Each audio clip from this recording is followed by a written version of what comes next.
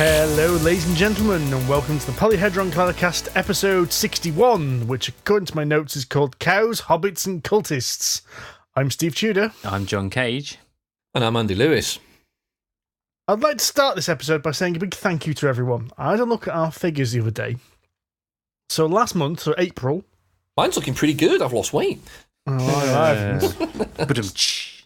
Still looking like a potato with two cocktail sticks stuck under it. Sorry. Our download figures for April 2019 were almost quadruple our download figures for April 2018. Wow. That's That's pretty awesome. So we've got 12 then. From 3. So I would actually like to say a very big thank you to everyone who's listened, everyone who has got in touch with us for questions and feedback, and of course everyone who says hello to us at conventions, or people who go, hang on, aren't you Polyhedron Collider? We particularly appreciate those ones. We do, yes. Even if it's usually me and my gob that gets recognised. See, I think that's normally a more immediate reaction. Andy, how's it going? Exactly. I've just been listening to you. What, from across the room or in the car? I mean, it makes no difference to me. A little bit of both. I've just turned up the gain. Apparently, I'm too quiet. Right then. A minor technical issue. Minor. Very minor. It's all part of the evolving Polyhedron Collider recording standards.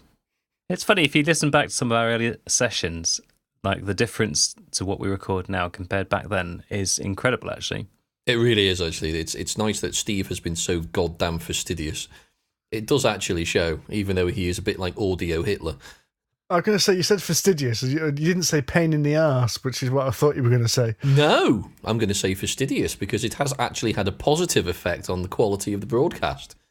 I mean, it's had absolutely no effect on the quality of the content, but at least it sounds nicer. I've tried. We're 61 episodes in. I've tried to improve this content. I've given up now. Well, it is what it is. Hey! To be fair, he's not the only audio Nazi. I mean, if you look behind you, you'll see that foam what I bought for PHC. For the cause, he says, saluting. Indeed, and I am making use of the other half of it. Does make a difference. It does. It's that echoes are horrible. It's amazing, actually. It's weird. The slightest echo is actually quite perceptible on a recording. Because, I mean, I used to do video reviews and stuff on YouTube, as you two know, and the quality of that, and I thought at the time was fine, but, I mean, through various bits of shenanigans and monkey aboutery in audio, you can kind of remove or add echo. And the room I recorded in was so small, it didn't really have an echo in it. So I actually had to add echo, because it just sounded really weird without it. And it wasn't much. It was only a tiny imperceptible amount, but it made such a difference to kind of, real life audio than just literally talking at a microphone, which has no echo qualities at all. Whereas now, or rather where I used to live in Malvern, it was like recording in a cave. Cave. It was a cave. It was a hobbit hole. It was true, but it was it was warm and welcoming, as hobbit holes should be. And that's meant comfort, to quote Tolkien. Speaking of holes, we got out of one recently. Well done. Can't I say a hole? It was more of a room, but 2 rooms. It was a laboratory. We had jackets and everything. What was your mission? To get out. So we did an escape room in Birmingham the other weekend. So me, Andy, Laura and Amanda. Mm-hmm.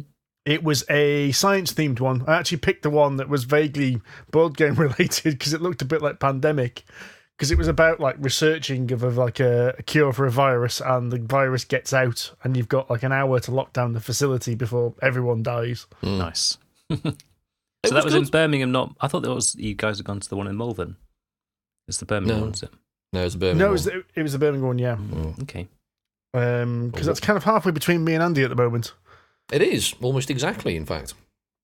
Although I did find out the same company's got one in Stratford-upon-Avon, so that's much closer for me, but that might be another trip. Indeed, we'll have to go and sample them all. So, this was my first ever escape room. And you enjoyed it? Absolutely bloody loved it. It was really good. Yeah, they were really good fun. It's amazing how quickly an hour can go. when you're running around like a headless chicken, going, pressing everything in the room, going, we're stuck. We basically got to the point where we Monkey Island it. You find every item you've got and rubbed it against everything else to see what happened. See, I always worried with these. I've never done one myself, but I always worried that if you got into one of these rooms, it would all feel a little bit, I don't know, sort of cheesy or forced in some way. Oh, it totally was, yeah. Oh, yeah, it's cheesy as hell. Okay. I mean, when we went in, we got the sort of the briefing about this is how it actually works, and this is sort of the guy as the guide, as it were, being the professional. And then there was an almost imperceptible switch when it transitioned into the actual scenario. And it took me almost a moment to work out, oh, right, okay, now he's shifted into cheesy acting mode, which was no different to his standard mode. But it was good. It's kind of got that, it's a mix between a challenge on Crystal Maze and going to some kind of amateur dramatics thing. Yes. It's all full of terrible actors. There's loads of video stuff on the one we were doing. It's like, yeah, that's some really cheap jobbing actor they've got there. It was akin to using when Alien Breed Tarasol used the software developers as actors in an FMV. It was that bad. Hey, there's nothing wrong with software developers. No, but as actors, Yeah, okay, you may have a point there, actually. Yeah, it was bad. But it also reminded me of, all the cutscenes in something like Command and Conquer. It was like that. Yeah, okay. Yes. So it had just the level of fromage that you needed. It adds to the taste of it, I think. It adds to the the whole feel of it. It needs to be a little bit cheesy. Yes, and it was great. But not too cheesy that you just roll your eyes. Kind of cheesy, you go, all right then, let's give this a go. Yeah, okay. A good mix of puzzles as well, I thought. There were some little physical challenges, like we had to try and unhook some cables out of this cabinet using metal wires, which was like trying to get something out of a coat hanger, which was fun. Seemed to take you about a fortnight to do that. Oh yeah, it was a pain in the arse, that was. We went in, and there were basically two puzzles that you could do to start with. Stephen and Laura did the coat hangery puzzle, you get some wires out of a cupboard thing. And Amanda and I did basically something with a bunch of scales that used the periodic table, and we ended up solving it, and it filled up something with water. And we did that, and basically we were stood around for about 5 minutes, literally being able to do nothing, while these two idiots tried to get a wire out of a cupboard. Nice.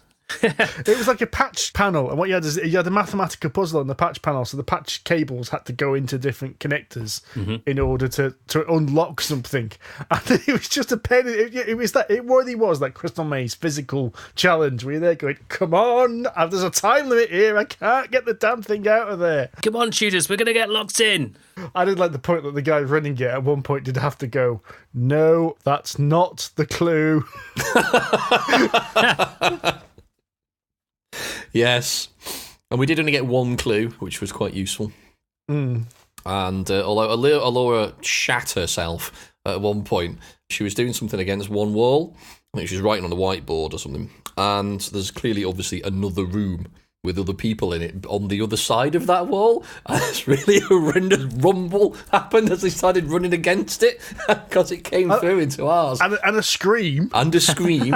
And she absolutely shat herself. What have I done? What have I done? Honestly, it was like, oh my God, what's happened? It's Brilliant. next door, it's okay. Even the guy had to apologise for it because we had this monitor with most of the stuff about what to basically solve the major puzzle on. And every now and again, this little message had come on from the guy watching us, like either a clue or "Don't worry, it's just next door." So was that them failing to save the world next door, or was that them escaping? We don't know. We don't know at all. We think something actually must have dropped out or jumped out of them because it sounded like they all screamed and ran to the other end of the escape room. So I think they were doing the Sherlock Holmes themed one, I think. Oh, okay. It might have been a little horror moment or a dead body or something. Weirdly, bringing this back to kind of board games, I've done a few of these like board game escape room puzzles, like Unlock and things. Unlock and Exit. And I actually found the physical escape room much easier than these board game equivalents. Okay. And I don't mean easier in I still felt like there were proper puzzles. You didn't feel they were easier puzzles, but I felt they were more kind of apparent with what you had to do, if that made sense. Sure, yeah, because you've got something in front of you and go, oh, right, this cable goes into this hole, or I've got something about this big. Let's find something about that big to stick it into, that sort of thing. Snigger. Whereas something like Unlock, I found some of the times the puzzles were like, am I supposed to do this with it? And then you'd end up just punching random numbers into the app, which depletes your end score because you kept getting things wrong. I did find, actually, there were a couple of extremely weird logical leaps that we had to make. Like what? Well, one of the clues was to try and decode a padlock with a bunch of you're one of those sort of 4-number rotatey things on, and it wasn't entirely obvious where that code came from. So we had something like a bunch of lab employee passes that had a bunch of numbers and serials and codes and stuff. And you thought, well, maybe it's one of those. We went through all of them. No. Because they were all 00 and then 4 digits. Yeah. So 4 digits, that's a lock. That's the obvious thing. Employee card. It's going to belong to one of the employees, 4 digits. It seemed completely obvious to us that did. So we went through and put every single bloody employee's locks on this padlock. In every order as well. Like 24 of the bloody things. I mean, no, that didn't work. What day is it today? No, it's not that. What is it? And then this is the thing we needed the clue for. And eventually there was just basically this screen above one of the doors that had a date on it. And that was it. And we're like, oh, really? Why would it? Do you know what? Never mind. Let's just do it. And there was no reason why those two would be related. When the mechanics have detached from the theme. Basically, yes. Yeah, there was nothing as well to give you a clue as to why that was that. Nothing that we even said at the end. So why, what was the leap of logic? And you just said, because it was that date results in a 4-digit number, and they were looking for a 4-digit number. But there's 12 other 4-digit numbers in these bloody passes. Why is it not one of them? So yes, I think that was the only thing that really sort of, I wouldn't say irked me. It didn't irk me, but it felt a bit jarring. Yeah. Everything else had kind of a reason to be there. Although there was one little event as well that didn't really present itself properly, so I think they need to oil the hinges or something. Oh, yeah. Yes. We basically completed something, and as far as we could tell, nothing happened. We thought, have we missed a light going off? So we started searching him, opening drawers and stuff, and he just had to basically tell us what had happened. I'm like, here it is. And so essentially a panel had opened, and it hadn't opened far enough to actually see it had opened. So essentially, presumably a magnetic lock had obviously just been turned off, but nothing had swung open to show us anything had happened. Which is a bit of a shame, spring or something. Yeah, I think it just needs a bit of grease. That's all. It'd be all right. But other than that, it was very good. So what were you doing while we were escaping, Mr. Cage? Yeah, but guys...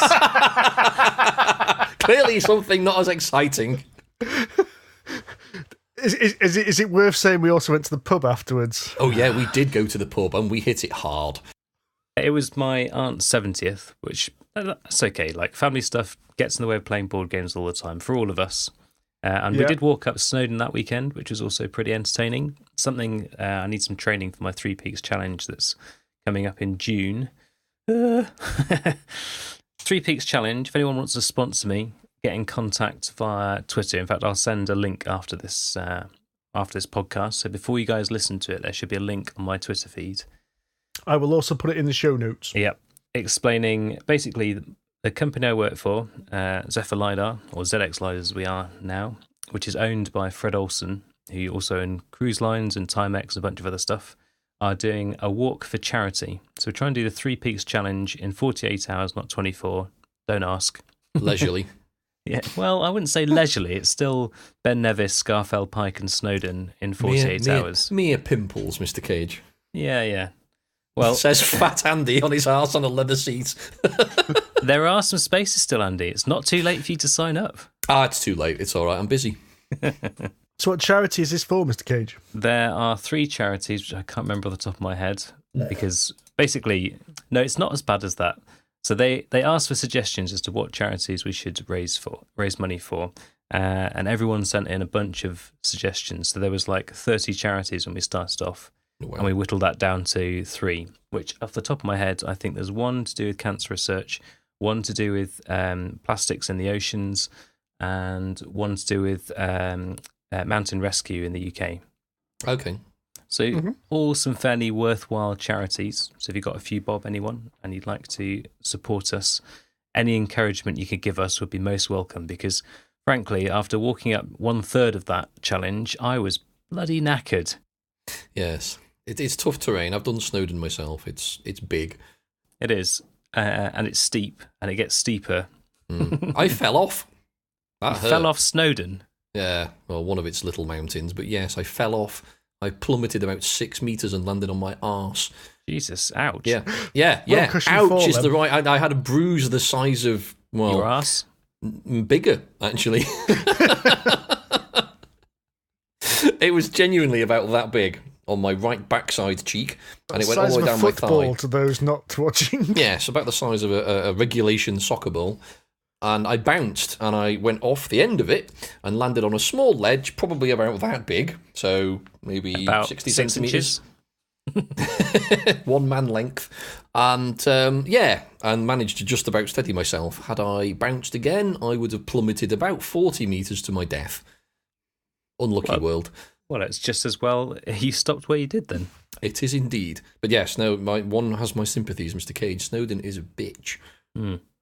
So that's 1/3 of the challenge. I'm slightly nervous. You'll be all right. You're the fit one of the 3 of us. Yeah, still quite a long way. Thing is, we're walking up this thing. It's a team. There's about 32 of us. And some of the guys that are walking up are basically Norwegians that cross-country ski about, I'm pretty sure they said something like 100 kilometres a day. Jesus. It probably wasn't that, but it sounded like a long way to do every day. I'm like, we're going to get left in the dust here. Yeah, so all of this training and general life stuff just feels like it's getting in the way dramatically, and it's really starting to get me down. You ever get to the point where you feel like you're actually achieving about 10% of the stuff in your life that you feel like you should be getting on with? Yep. I feel like I haven't had a proper board gaming session in months, which, kind of comes back to the fact that you guys are off doing escape rooms and going to the pub and playing board games. We're doing it right, John. You are doing it right, and I'm quite jealous. So I think maybe it's time I kicked off some kind of midlife crisis where I sack in this whole software writing job and go and open a board game cafe or something. That's a good shout. Or do what I've done and get yourself a convertible car, midlife crisis car. Do it. Yeah, but that's not going to help me play more board games, is it? It gets you to them faster, though. He's not wrong there. He came to my house the other weekend, and I think he got here in record time. I did not mess about. I even did it with the lid down, turned up in style. Thankfully, Laura wore a hat. The last time I did that, she didn't wear a hat. She looked like Mary. Oh, what's her name? Amy Winehouse had been put through a wind tunnel. That's quite a mental image. And because it's a really sunny day and she burns really easily, she had to basically sit huddled, kind of down by the dashboard, so she doesn't fry like a vampire. Are you sure that wasn't more that she was carrying away from your driving style, Andy? Not at all. Especially if you made it there in record time. I could have got there faster. I got held up quite a few times. Pesky police and their speed limits. Pretty much, yeah. How very dare they? I think it's time for some news.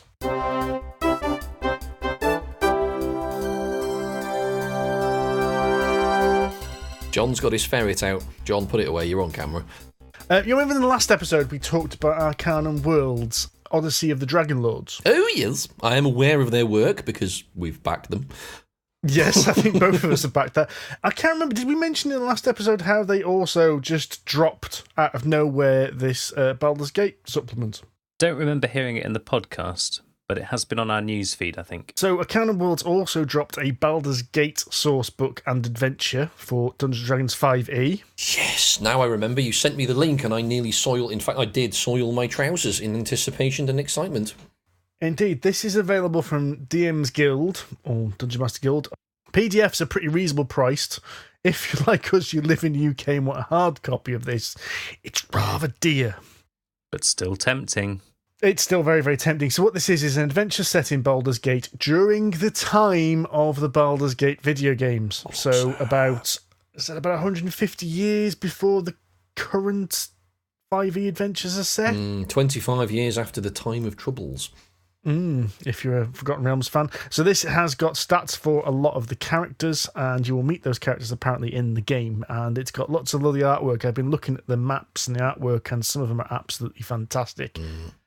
But that's not the only news about Arcanum Worlds. So the staff of this have also just joined Wizards of the Coast.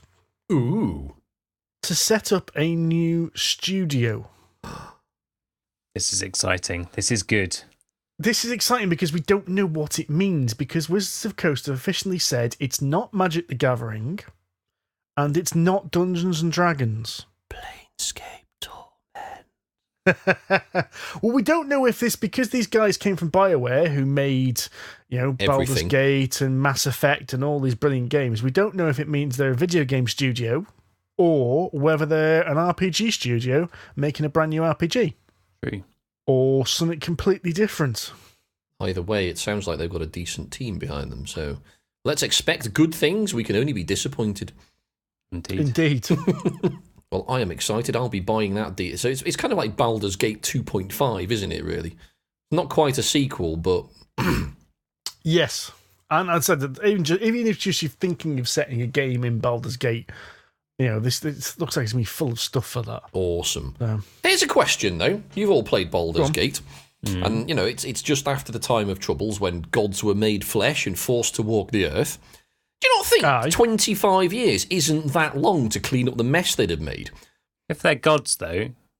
I think the Forgotten Realms has got quite a good clean-up crew. It must have. Because the time between a lot of these things, if you actually look at the official timeline of a lot of these events, it's like Tiamat rises, and then 3 weeks later, a lot of demons appear in the abyss. And then 6 months later, a load of giants kick their ass over the continent. Then everyone can't be resurrected. And, it's like, basically, you can't walk 100 yards in Forgotten Realms without stumbling over another post-apocalyptic event. It's true. You just think the residents just must get so pissed off when they're bored and going, for God's sake, another bloody demon. Hiya to whatever. See you later. Down the pub later. Certainly. And it must, but they always write it as if it happened centuries ago. Oh no, we can't remember that. It only happened 3 days ago. What are you talking about? How much have you had to drink? I guess it means that they don't have to evolve some of the backstory kind of stuff so much. Like they can carry over characters from one campaign to another, that kind of thing. I suppose so. But you're right, mechanically it doesn't make a lot of sense that there's some kind of cataclysm and a week later it's like, oh, it's nice around here.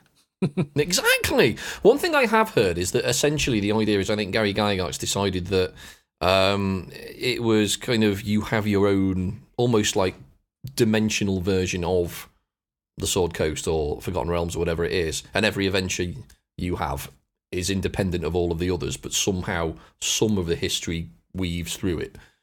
Because magic. Yes.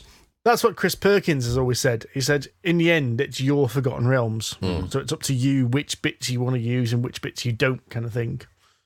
Which makes a lot of sense. Yeah. Makes sense. And it may be of no surprise to anyone here that I have backed the Bloodborne Kickstarter. Have you, Steve? Well, colour me stunned. Which is currently online now, and I think it's got about a fortnight left to run on it. And how many add-ons are you getting? We don't know how many add-ons there's going to be yet, because Simon have done their usual thing and are drip-feeding add-ons as and when they please. To nobody's surprise. Well, see, to us, it was no surprise to us, but the amount of people I've seen on Facebook groups going, oh, I'm backing my pledge now because there's all these extra add-ons. You have backed a Kickstarter game from Simon before, surely? You knew this was happening? So the question is, Steve, how many have you managed to resist so far? I haven't actually gone for any add-ons yet. But you will be, right? Yet. I'm waiting to see towards later in the campaign just how much it's going to cost for some of these. The problem is, and the one thing I really am not happy about is these add-ons are all Kickstarter exclusive so far. Mm-hmm. So their expansions, according to Simon at this time, will only be available via Kickstarter. That's pretty shitty, actually. If you can get them in the shop later, then I'll be all right. But depends how you look at it. You could argue that that's a good thing because it brings something special to Kickstarter. But there's already a shitload of Kickstarter exclusive stuff in the main box as well. Okay. So it's kind of like, it's like at this time, it would, if you bought the game in retail, it would be like 1/4 of what you get on Kickstarter. Yeah. Okay. Which seems to be a bit of, the scale seems to be the wrong direction for me on that one. I'm backing at the moment. I will remain and keep my basic backing and definitely get the core pledge, because even with all stretch goals now, this is getting, a load of stuff. Meaty. But I'm going to wait and see what the other add-ons are and maybe pick and choose. Mm. You're going to do what I did with Deep Madness. You'll get a shitload in the main box, look at it and go, why not? It's the pledge manager, isn't it? You go during the campaign, no, I'm not going to get the add-ons, and the pledge manager comes and you go, yeah, that looks nice, click. That looks nice, click. Ooh, more dice, click. Ooh, that's an extra £100. What the hell? Yeah, that's the way they get you, is it's an add-on cost. So that the pledge manager only, when you add on your existing bits that you've already paid for, the pledge manager's like, oh, it's only an extra 50 quid or whatever, but I've already spent 100 quid. Shit, I forgot about that. No, it doesn't matter. It's some cost. Forget about it. I like your logic. Exactly. Which is why I end up with massive backings. So, on a similar note, it's been announced that Steamforged Games, developers of the Dark Souls game, which, by the way, we now have a race on, which Soulsborne board game adaptation is going to get me my Kickstarter exclusive treasure chests first. Because both games are supposed to have miniature treasure chests to represent the chests in the game, and both of them are Kickstarter exclusives, and I have seen no sight of my Dark Souls ones yet. Steamforged Games have recently just had a private equity investment of £5 million. That's a lot of millions of pounds. That is, and this equity is linked to the gaffer himself, Mr. Ian Livingstone. Ooh.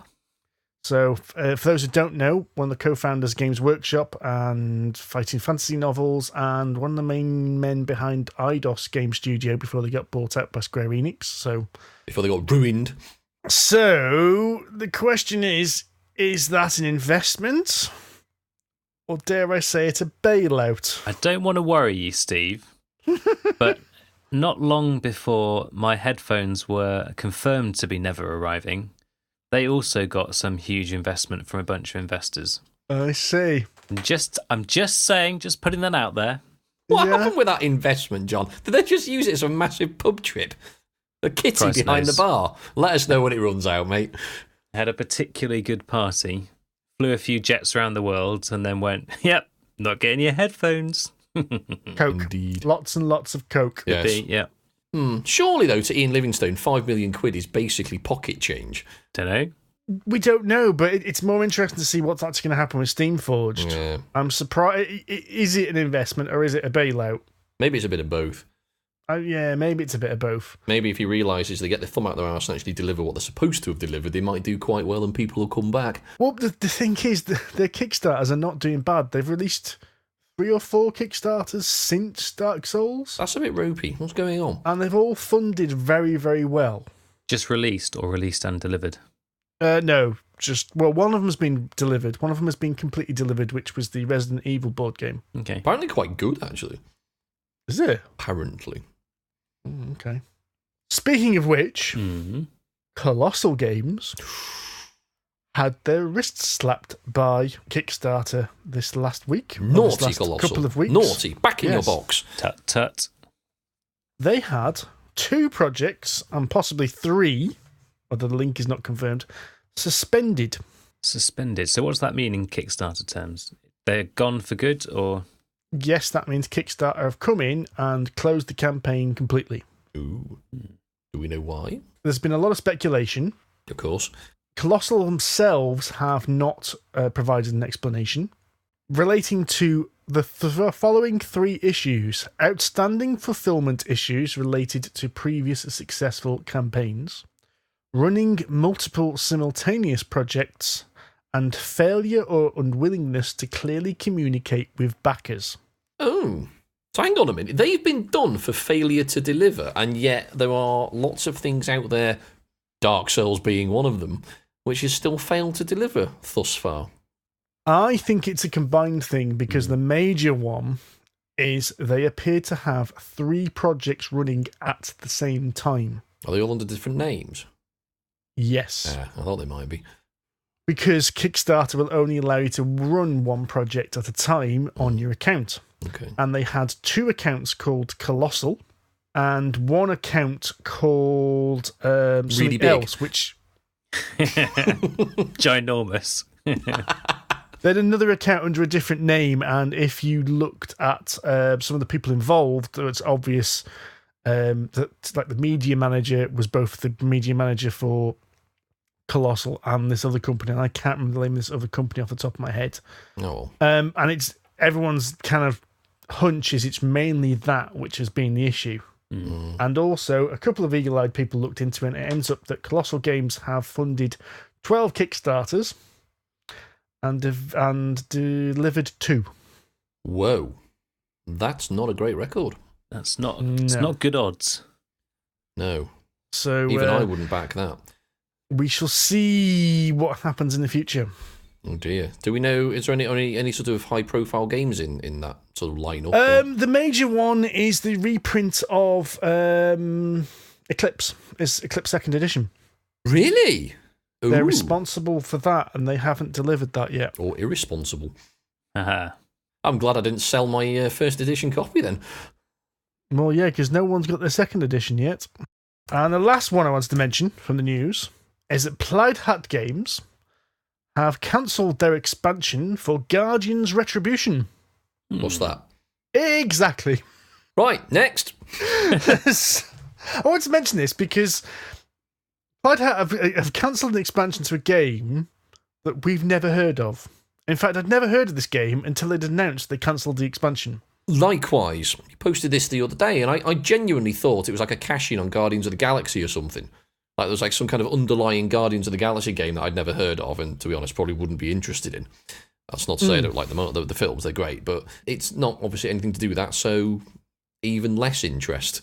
It's such a bizarre thing. I don't even know if the game's out yet, and they've already announced they're cancelling the expansions. It just seems very, very weird to me. Maybe they're trying to concentrate on releasing something that's, kick-ass like Dead of Winter or Stuffed Fables, rather than peddling stuff that no one cares about. I'm a bit worried about Plaid Hat at the moment, I must admit. It's not the first time you've said that, because over the last, 5 or so years, what they've released has been very hit and miss, and mostly miss. Well, Dead of Winter did brilliant, and we love Dead of Winter. Mm-hmm. But the follow-up to Dead of Winter, Gen 7, appears to have got quite a lacklustre response. And that's because it was £90. Very expensive. Yes. Well, that doesn't help. No. You mentioned Stuffed Fables. Well, Stuffed Fables is, in fact, itself a reiteration of Mice and Mystics. Well, they've also done this, is it Comanauts? Yes.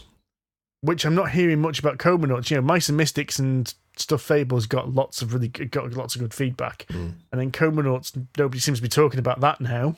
It's quite a morbid subject for a game. I've heard it's very good, but... There's quite a few games around that subject, surprisingly enough, though. I think it's time to talk about some games, boys. Good idea. Right. That we have been playing. You've got Space Base here, John. Yes. I was thinking about Space Base today. And in fact, since, and I have been for about a week and a half. Because of a game I've been playing. It's eating at him. It is! Because I think I'm probably going to buy it. Oh, you turn Andy's back. Well, not because I particularly love it, but because it's better than Machikoro. And I was playing Machikoro at my board gaming group here in Bewdley a week last Thursday, whenever I was there. And you were sat there thinking, I wish I was playing Space Base. Pretty much, yes. Given the choice of the two, Space Base is much, much better, I think. I mean, I'm still going to say it's great, but of the two, I would prefer to play it than Machikoro. So I've been playing this quite a few times. In the few board gaming sessions I have managed to squeeze in with some friends. And bear in mind that a lot of the times that I do play these games, they're with people who don't really game a great deal. I did melt a few heads with Space Base, to give you some idea. What, really? Wow. Yeah. Were they 5 or something? No, but to be fair, they had the best part of half a bottle of wine, and they have kids, so, the heads are a bit screwed anyway. It wasn't the full cage 2 bottles. No, it wasn't another repeat of Dice Forge, thank you very much. See, weirdly, I played Anachrony last week. And Anachrony I remember the Anachrony being really, really complicated and melting my brain. And I played it again and went, this is really straightforward. Yeah, same happened to me when I played Ave Roma the second time. It nearly broke you and me when we played it, but I played it again, it's like, this is actually straightforward. What the hell did we struggle with? Yeah. I think sometimes you can get a bit overwhelmed with the number of options available. And then once you've played it once or twice, a lot of these sorts of games, you've played them once or twice, you kind of get your head round, okay, so the general idea is you roll some dice, you move some of your counter to say how much money you've earned, and then you spend some money and use some abilities. Okay, I can cope with that. That's reasonably simple. Once you get your head around whatever those 3 or 4 mechanics are, it's not so bad. I agree. I think you're right. I had the same thing with Prehistory, which is same people who did Ave Roma. And when I first went through that, I've still not played a full game of it, but I've been through it sort of 2 or 3 times now. Actually, no, I lie. I did play a full game of it with Laura. And the first time I went through, I just went, what the hell is going on here? How the hell does that relate to that? And what the hell's this map doing over here? What? No. And I actually had to give up. But I played it the second time and thought, this is quite straightforward. We just put those there, and then we take them off there and put them on there. That's easy. Yeah. I mean, my strategy was bobbins, but at least I understood the mechanics. So I think we've described Space Base in reasonable detail in previous podcasts. We've mentioned it twice now, where this is actually our 3rd mention of Space Base. That's true, because I slated it at City of Games, and you were then curious about my abuse of it, then, Mr. Tudor. So I think you played it with John. Yep. And you both went, Andy, you're wrong. I'm not, but carry on. And yes, now John's played it again, and it's been eating at me, and god damn it. So if you haven't played it before, the very short version of what this game is about is that you're each managing a space station, and you take it in turns to roll some dice. You have 12 sectors, and your dice correspond to one or more of those sectors. So you can either use the 2 dice independently, so 1 to 6, you get 2 of those, or you can combine them to get one of the higher up slots. And every time you pick one of those, you earn some resources of some sort, be that cash, some income that stops your cash going too low, or victory points, which is how you win.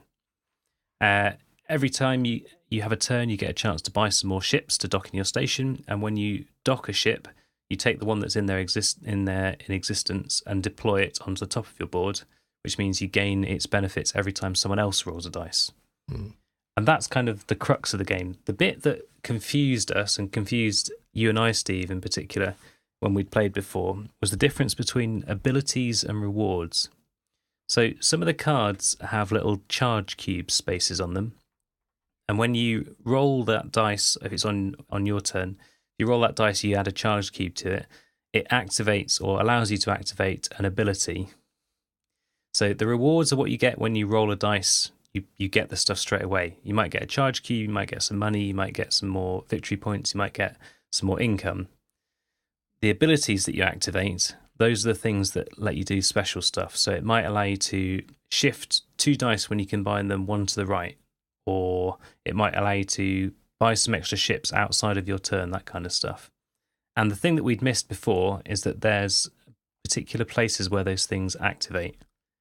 So there's a list in the rules which says basically you trigger abilities, you roll the dice, you allocate the dice, you can trigger abilities again, you can buy your ships, and then you use your charge abilities at the last point. Some of them activate on your turn, some of them activate on other people's turns, and that was the bit that we didn't get right. That was the bit that you were like, but it doesn't make sense. Is that because you hadn't read the rules, John? Had read the rules, but I had forgotten this particular part. Because the similar thing happened with Dice Hospital, where you set up and you dealt out cards you weren't supposed to deal out, and we couldn't work out how they worked, and it ends up that you hadn't read the setup rules, which explained where they went. So Dice Hospital, in my defence, the previous time I played it with Andy, and Andy had done the setup. That is true. I had dealt out the admin cards beforehand. I also noticed, because I've got my own copy of Dice Hospital now, is that you hadn't read the rules about how the expansion works either. I thought I'd understood it, to be fair. There's a special setup with the expansion. You're supposed to... there's a special way to mix and match the expansion into the base game before you begin. You don't just shuffle it all in. Ah. No, you've got to take stuff out, otherwise it massively imbalances it. You're right, I had missed that. There you go. Don't have time to play games, don't have time to read the rules. Something needs to change. What you need, John, is you need, like me, you need an hour-long commute on a boring train and an iPad. And then what you do is you download the rules and you read them on the train. That would be ideal. What I actually have is a 20-minute commute and a fairly demanding job. These are not conducive to spending a bit of time every morning learning some rules. And I have an hour commute through country lanes in a fast car. I'm not reading rules. Bollocks to that. It's best you don't. So yeah. So I must admit, I'm really enjoying Space Base. I keep losing though. There's one surefire way to win that game. It's very simple. You just look at which slots I've put my upgrades and everything, and make sure that you don't put them in those, because I seem to be cursed. No matter which ones I do, like 1 to 6, someone won that last time because they had all of those covered. Okay, I'll do that. 7 and 8, I'll do that because last time I played this, someone else won because those ones are covered. Okay, I'll do all of it. Fine, everyone's rolling 11s. What the hell is wrong? Statistics hates you. It does. Someone's pulling some strings. That's happened when we played Magic Coro as well. Everybody else had forests, which is a number 5. And for anyone who hasn't played Magic Coro, it's very similar to Space Base, that you're building a town and you buy cards that have numbers on them, and when you roll dice, they activate, just like in Space Base. And some of them activate on your turn, some of them activate on other people's turns, etc., etc. And you can get a benefit from it, be it money or whatever. And one of the basic ones is a forest, which is number 5.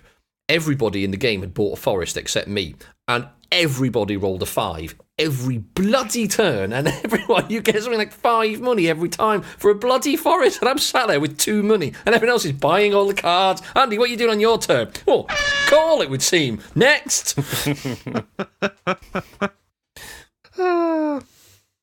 You've chosen unluckily. Yes, and thus my hatred of dice-based games becomes apparent. So enjoy your copy of that dice-based Space Base. I haven't bought it yet. I'm still on the edge. Because the thing is, I probably won't play it very often other outside sort of the gaming group here. And as I have another 150 other games to play that I'd prefer to play, I can't see it getting much table time. But we shall see. I may pander to the crowd. It is quite pretty, to be fair. I do like the look of it. It's a nice looking game. And mechanically, it is quite sound. It's good. You should buy it. Mm. We'll see. Speaking of mechanically sound games, Steve and I played Great Western. I turned into Donner from Was. Great Western Trail. Was it last weekend? Weekend before? I can't remember. I can't remember now. A couple of weeks ago. And that involves moving cows across the Americas. Yeehaw. Moving cows. Oh, good lord. Dear. Yeah, I got this game because I heard it was great. You're milking that joke too much, mate. You didn't just buy it off the hoof, then? That's enough. No more. Yeah. That's just utterly ridiculous. I did think about buying this, but then I thought I'd just rustle it from Steve. Oh, nice. Now, Steve got on the horn one day and said, "Do you want to play this?" God. And I said, "What's your beef?" Oh, my beef was playing this game with Laura. Bloody hell. Jesus, yes. Do you know what? The stakes were high in that game. Because she was good and she beat you? Well, let's say there was a yes. point halfway through the game where I said to Andy, I am no longer playing this game to win. No, it's true. I'm playing this game to beat you, Andy. Yep. Because neither of us have won. No. Both looked at each other, yeah, no, Laura's won this. And she's, no, I have not. You have. How do you know? Look how many cows you have. Look how many cows we don't have. So, if in case you're one of the 5 people in the UK who haven't already played and bought this game, because this is like one of the biggest games from like 2017, this is a game where you are trying to transport cows from one end of the game board to the other, and it's a little like deck building game. So your cows that you're herding have a little hand of cards, and as you go from place to place, you can try and swap these out. And at the end of the trail, you get an amount of cash based on what cows you've got in your final hand. And this was the way we knew Laura's winning, because me and Andy were making like $7 or $8 every time we got to the end. And Laura's making like $20 each time. It's like, yeah, we're definitely doing something wrong here. We are, yes. And consequently, because she had so much cash, she could buy all of the cows. Where Steve and I could, afford to build, say, a building, or maybe trade with some Indians. So would that suggest that this game is one of those that there is a chance that you can get a runaway leader? No, because I don't think so. I think Laura was a little bit lucky on the first run through. So what it is you make your way across the board, and you have to move across the board, and you have so many steps you can move each round, and there are different paths. And the game sets up with a blanket set of buildings. And as you play the game, you can build more buildings, adding more things onto spots. And the buildings are very it's almost like a worker placement where you're working down a path. Because each building gives you 2 or 3 actions you can do. And so you're choosing which buildings you want to stop at to do which actions. So the actions could be to buy more cows to add to your herd. A lot of them are kind of ways of manipulating your deck. Like you can discard a jersey to get $1, or discard a different kind of cow to get $2, or 2 cows the same to get $5 or something like that. Whereas other things you can do is buy more cows, you can buy employees, so there's cowboys, builders and engineers, which go on your little player board. You can put buildings down the board, you can move your little train along, because you've got a train, which goes on a little track around the outside of the board. I was good with the train. Good with the train. Didn't help me. Which allows you to do things, which I'm not going to explain in much detail, but it allows you to grab control of stations, which give you more abilities and more victory points. Okay. So there's a little bit of choosing what you want to do to try and manipulate a deck to get a good hand at the end, because it's your how much cash you get and what you can do at the end of each kind of stage of the game is based on that. And I think Laura was quite lucky with her opening hand. Yeah, she got something like 12 money, and you got 6 or something. Yeah. So I think she got a good hand to begin with and then just cheesed it right for the end, which I think is a valid strategy. Whereas me and Andy kind of took our time trying to manipulate a deck to try and get a bit more out of it. But after that, Laura was just better at the game than us. A lot better. Basically, she did an anachrony on us. She did this to us in an anachrony as well. Basically, Steve and I used the game mechanics and thought, let's try and play this as it's supposed to be played, used all the time mechanics, and got absolutely slaughtered. Laura just went, here, here, here. Didn't use a time mechanic at all. Won by at least 10 points, which was a good 20% margin. Yes. And she did the same to us here. Nice. Yeah. So the moral of this story is, don't use most of the game mechanics, just use one. Yes, which is basically what she did. She basically picked cowboys as her workers, which allowed her to have more choice and buy cheaper cattle, which meant that she get more money to buy more cowboys and get better cattle. Makes sense. I think I've just realised why she won, other than her being better at it. Is that you and I were doing the same thing, and the key to winning any game like that is don't let one person do one strategy on their own, because they're almost guaranteed to win. Because we were competing to do the same thing. Yeah. Well, I tried to change my strategy and went for buildings. So I was trying to get some of the high victory point buildings out, and I did quite well with that. And you started to venture towards the train route, which was trying to get victory points from your trains moving along. Yes, I did. I didn't have enough money or cows. I had about 4 cows at the end of it. It was ridiculous. I bought about 3 really high-end cows, and I couldn't get them into my hand because there weren't enough spaces that we'd built on the board to allow me to manipulate my deck sufficiently by the end of the trail. So I ended up with 2 jerseys and some an Angus or something. I got about 4 money for it instead of the 15 money they would have been worth had I got them into my hand. But never mind. So this is falling into Andy's classic error in pretty much every long game, in that it needs to be about 2 turns longer than it is for you to win. No, it wasn't that at all. I just had no money to buy cows. It wasn't the length of my strategy. It's just the fact that my strategy was ultimately bollocks. All right.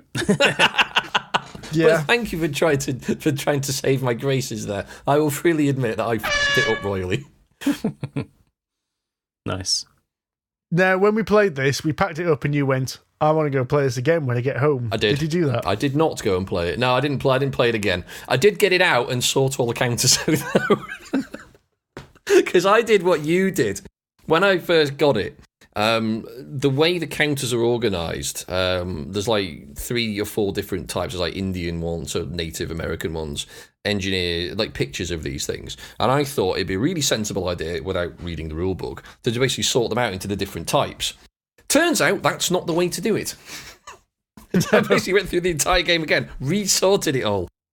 Because I did exactly that, because on the back of these cards is a 1, 2, or 3, and what you actually need to do is sort them into piles, so all the 1s are together, all the 2s are together, and all the 3s are together. Just counterintuitive for the first time you unpack the box. But I have been trying to get her to play it for the last week. So I kind of did exactly what I was going to say. She's like, no, I don't want to play tonight. It's not going to be very good with 2. No, I played it with 2 as well, and it works with 2, but I think it's better with... This is definitely a game that's better with more people. I can see that, because you'd affect the board more. Yeah, although it works, as more people are playing, they're going to put more buildings down, and the buildings really change your options and change the routes you can take through the map. Yes. So I think it makes a massive effect, and of course, depletes the stock of cattle quicker and changes what's in the cows to buy quicker as well. Although we did get one of the rules wrong. Yes, we did. About replacing cows. Not that it would have mattered, because neither of us had any money to buy any cows, so they could have been there, but Alora probably would have bought them anyway and beaten us by even more points. Yes. So it's not a game that kind of balances itself by saying you get this many cows with this many people and that many cows with less people or whatever. It does, yes. It does have more cows available in the market for more players. Okay. But they still go quicker. But they still go quicker, especially when Alora's got all the cash and is buying all the cows. I think at one point she had more money than the bank. Nice. Yeah. But I know we're a bit late to this game, because this game, was it 2016 or even 2015? I think this game came out, and everyone's been banging on about how great this game is since, but I am so glad I've actually got around to playing this. Yeah, me too. I mean, I played it with Adam, and we were halfway through the game, and Adam went, I really like this game. And it's like, yeah, no, I completely agree. I can completely see why everyone loves this game. Yeah. It's really, really... The thing is, it's not actually very complicated at all. And I think, to be honest, John, I think you would really like it. It's complicated to teach, because there seems to be a lot of disparate mechanics. You know, you've got the trains, you've got the stations, you've got the cows in your hands, you've got the actions.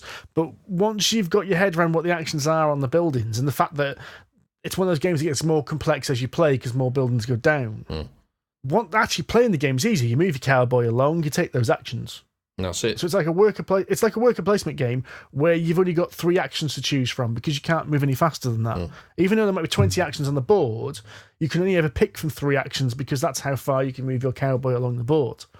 So you have to plan that far ahead, basically.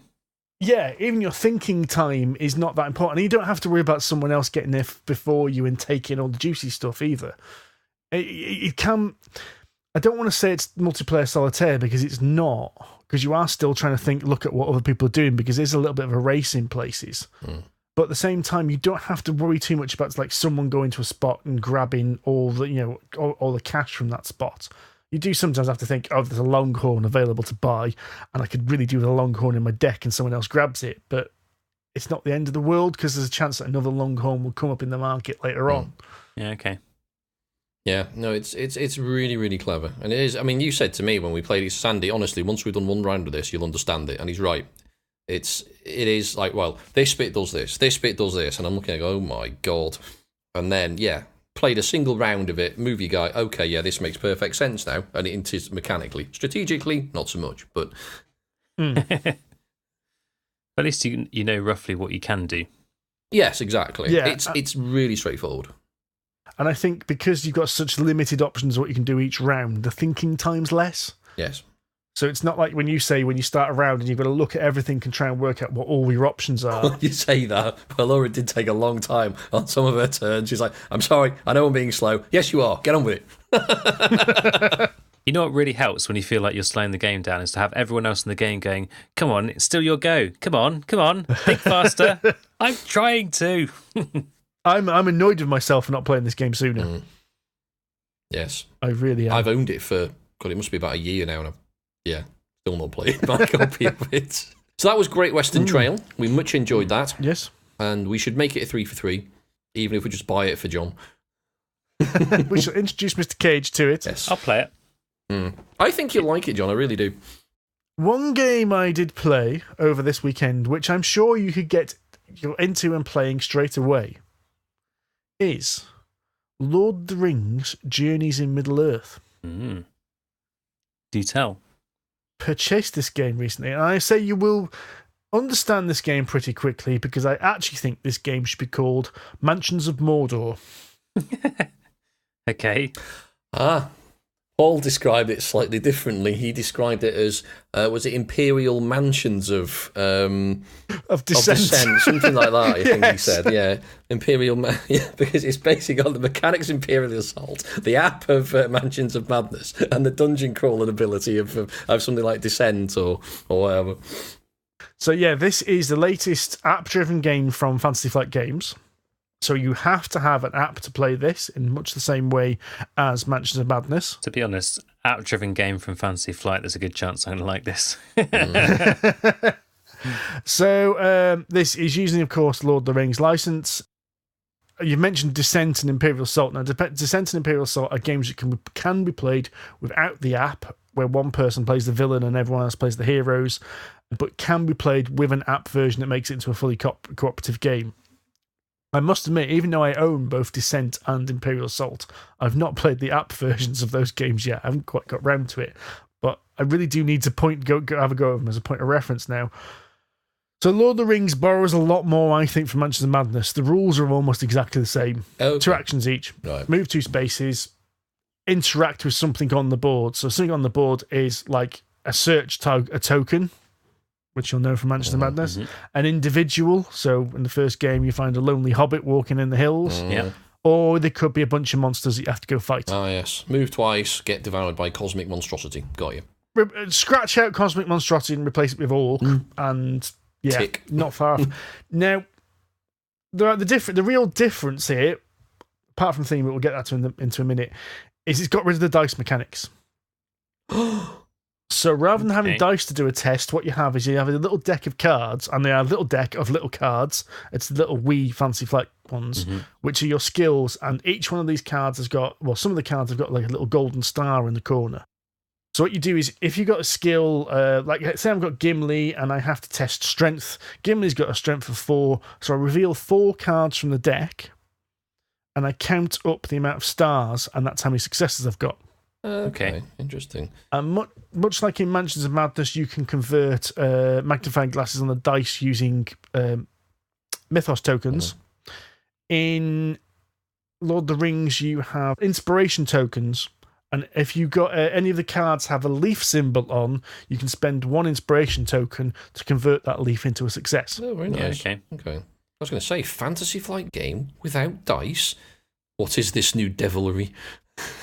Well, it's quite clever because what it does is it gives the deck a little bit of a deterministic. Yeah. So you get to a point later on in it's only a small deck, but it comes to a point you're like, I've pulled a lot of successes out of this deck already. There's a good chance I'm going to fail this test in a minute, or it's all right, I've got plenty of inspiration, I'm fine, I can probably convert that into that. The other thing you do, which is actually quite interesting, at the beginning of every round, well, it's interesting, and it's also the most annoying thing about this game, beginning of every round, you reset this little deck. So you shuffle the discard pile back in, and you scout, and you normally on most adventures you scout twice, and what that means is you draw 2 cards from the deck, and you can place one of these cards in your prepared area, and this actually gives you a skill. So it might say, discard this card to score 2 extra hits in combat. Or it might say, discard this card to sprint, so you move 1 extra space. But then what you can do is, any other cards you're not prepared, you can put on the top or bottom of the deck. Right. Ooh. So if you've pulled out loads of cards without any successes, you can put them at the bottom of the deck, knowing that, well, I'm not going to pull them straight away. Or you might want to put the successes on the top of the deck, so you know your first test is going to pass. Where it's really bloody annoying is it means you have to shuffle this wee little deck every single round. Ugh. Yeah, okay, that could get old. So you get, I'm not kidding, you get annoyed with shuffling this bloody little thing all the time. And it's one, I don't often sleeve my games, and I'm already thinking, do I need to buy some sleeves for this, because these cards are going to get shuffled a hell of a lot. You can use all of the purchase proof of purchase Fantasy Flight supply tokens you've got from all of the other games to buy some sleeves. That's how it works, is it? It's like Green Shield stamps. It is. It's like, it's worth, like, I think Twilight Imperium is worth something like 6 sleeves because it's massive. Fallout is worth 1 or something ridiculous. So if you buy 150 Fantasy Flight Games, you might be able to sleeve 1 game. I don't know. That's how I've read it, but I don't know if that works or not. No, I think what you're looking at is there's a thing on the back of the box which tells you how many packets of sleeves you need to sleeve the entire game. That makes more sense. And it's color coded. So the sizes of cards are color coded. So if it says you need 6 green, it means you need 6 packs of the green card sleeves. Jesus, yeah, they are card heavy. The Fantasy Flight sleeves are actually some of the best ones out there as well. So the other things it changes, of course, changes Lord of the Rings, so it's now Lord of the Rings rather than Cosmic Horror, so combat's a lot easier. It's no longer a constant fear for your life kind of situation. No, because, Gimli runs in and can hack down a few orcs, no problem. It still includes, still taking damage is a pain in the ass, because you take these cards which are face up, and it's like, Jesus, they do horrible things to you. And rather than sanity effects, you now have fear. So certain things will increase the amount of fear you take. So I can imagine when the Witch King of Angmar turns up, everyone shits their trousers. Well, you all shit your trousers at night. At night, just generally. So, yeah, just night generally. If the game turns to night or you're in a cave, you end up drawing fear when you're in the dark. It's a pain in the arse. It's a bit rubbish. Well, it needs to come in there somewhere, I suppose. The night is dark and full of terrors. The other thing this game does, which is very weird, to me anyway, after playing Manchester Madness, is it's not quest-based, it's campaign-based. Oh. Does it follow the story of the books then? Or is it just kind of random campaign, random stories? It's a completely original story. Right, okay. That's actually good in my book.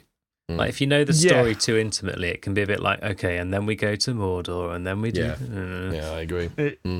Yeah, it's a completely original story, but what it does is it's one campaign at this point in time. So you can't just go in and play a random scenario. Is it almost like Fantasy Flight or gearing up for expansions? No. That's not like Surely that. not. That wouldn't be like them. Surely they haven't already announced one expansion for this Have they? game. Yeah. Oh yeah, this is. I think we've seen the end of the Mansions of Madness expansions, and it's just going to be Lord of the Rings expansions now. I think you're probably right. I was about to suggest the same thing, because I haven't heard anything about Mansions of Madness this year. So, and to be fair, it is quite hefty. I mean, all they need to do is add more missions on the app. So I mean, it's not as if they can't continue to support it. And there are far too many bloody tiles as it is. So I don't want any more physical expansions. I just want more scenarios. Well, yeah, and hopefully they go that way with this, because. One of the things that is a little bit weird about this is this is the completely new thing as well. There are now 2 types of scenario. Okay. So there's the type of scenario which is similar to the one you get in Manchester Madness, but what you've got landscape tiles, which are these hexagonal things that show mountains and forests, and you'll explore out and expand this map out as you find new clues. And the weird thing about that is the location tiles all look very, very similar. Right. They're not kind of, when you get a new room in Mansions of Madness, like, what are we going to find? Oh, it's the study. Oh, this could be interesting. Or you find like a dining room with more rooms going. Hey, it just goes like, oh, it's another mountain range. Oh, it's another forest. Right. Just doesn't have that kind of intrigue that Mansions of Madness had. It needs something more distinctive about the different tiles. Yeah, and I'm hoping they're not just going to put in like tiles with one little piece of artwork that makes it look like there's a tower on it, and then the story goes, "Oh, you found a tower." So I'm like, oh, right, okay. Could have done that with existing tiles. The other thing it has, which is very different, is it has these kind of more intimate scenarios, which it puts 2 square boards on, and you put little wall tiles on to separate where the walls are. And so this is like the first one you're doing. I try not to spoil it in the scenario, because it's one campaign. The first one, you're attacking a goblin base. So you basically just put this build on and put shitloads of goblins and orcs on it, and you have to try and get to something at the end. So when you say you're putting down the walls, is that quite fiddly? Like you're having to put lots and lots of tokens down? No. It's like 4 tokens. Okay. Okay. It's really quite bare. It's quite minimal. It's like seconds to set up this board. You put these two boards down and put like 4 of these little walls down, and that's it. Gotcha. It just changes the terrain of it slightly. It's one of the things that used to bug me about Mansions of Madness is sometimes you'd be like, and then I place this token, and then I place another one of those tokens, and then there's another one of these tokens, and. No, this is actually, there's a lot less tokens to go down compared to Mansions of Madness. That's good. I would say that process of stopping the game to put stuff down is a lot quicker. Good. Yeah, because that's one of the things that really held Mansions up, actually, was the faff of finding the right tile to put down. Especially when you've got 4 expansions. The tile, honestly, this tile deck is about this deep. It's ridiculous. It's about 6 inches for the viewers. Yeah. But you're right, John. The tokens, the cards that you have to sort of sift through the items deck. If someone, you see an axe lying on the floor, and you're like, oh, for goodness sake, does it have to be really just an axe? Can it just be the shotgun that I've just found lying around? I don't know. And that's probably Mansions of Madness. It gets worse the more expansions you get. Yes, it does. Yes, it does. And that's always the worry with this as well. Is this going to get cumbersome as the game gets bigger and bigger and more bloated? So far, though, I am enjoying it, but that's not really a surprise because it is effectively Mansions of Madness with Lord of the Rings at the top, So sounds pretty good. 2 ticks. Stick the Lord of the Rings theme tunes on soundtracks on Spotify and off you. Oh, that actually is a point, actually. The first time I sat down to play this, I was going to just stick the Lord of the Rings soundtrack on the Bluetooth speakers and play, but I thought, no, tell you what, since I know it's got music in the app, I'm going to play with the official music. Mm-hmm. And when you play Mansions of Madness and you have to turn the music off after 20 minutes because it's the same bloody 4 bars just being looped. Yeah. That's not the case with Lord of the Rings. They seem to have written a lot more music. Oh, that's good. It's cool. So it's nowhere near as grating and repeating. I did not notice it at all, which was really, really good. Excellent. Oh, good. Now, I'd like to play this. I was hoping to play it last night, actually, so that's the Tuesday, the night before we recorded this, at a Worcester gaming group. Unfortunately, Game of Thrones won, but I had a few other things to do at home as well, so I couldn't go because Paul's got it and I wanted to play his copy, but unfortunately I couldn't make it. It was a bit of a shame, but yes, I would very much like to play this. Same. I think you'll both enjoy it, actually, because you already both like Mansions. Mm-hmm. I said the problem is at the moment it's one campaign, so you have to start at the beginning of the campaign and go through the missions. So it's whether after a couple of months you're going to be fed up with that first bloody quest. Yeah. Hopefully Fantasy Flight either release some standalone games or another short campaign or something soon, because that's gonna be a thing that's going to grate sooner rather than anything. Or the other thing is, you fail forwards. So if you fail a mission, right? If you fail a mission, you still go on to the next mission. Oh, are there repercussions? Don't know. Yes, true. I think you should fail and find out. Yes, that's what I shall do for the purposes of science. I shall fail on purpose. Yes. Are you way ahead of us? 4 quests so far, and I've only completed 1. Oh, wow. Skills. One of them, Legolas got his ass kicked. One of them, I didn't get to the door in time. Oh, well done. One of them's like a mystery, and I did not solve the mystery at all. Oh, well done. That sounds like the start to our Panda Leg second campaign here at Bewdley Towers. We failed January twice. Oh, dear. The UN is thinking, well, we've made a good choice here, haven't we? And then we failed... oh, no, we didn't fail February. We won February to start with. So, we pulled it back. It's all right. So that was Lord of the Rings Journeys in Middle-earth from Fantasy Flight Games. No doubt you'll be seeing more of this game because I can see thousands of expansions coming out for this. Am I going to end up buying this one as well, you bastard Tudor? Because you did this to me with Mansions. You'll like this, Andy. It's right, a nice game. Like of course you're going to buy it, Andy. Yes, you're probably right, John.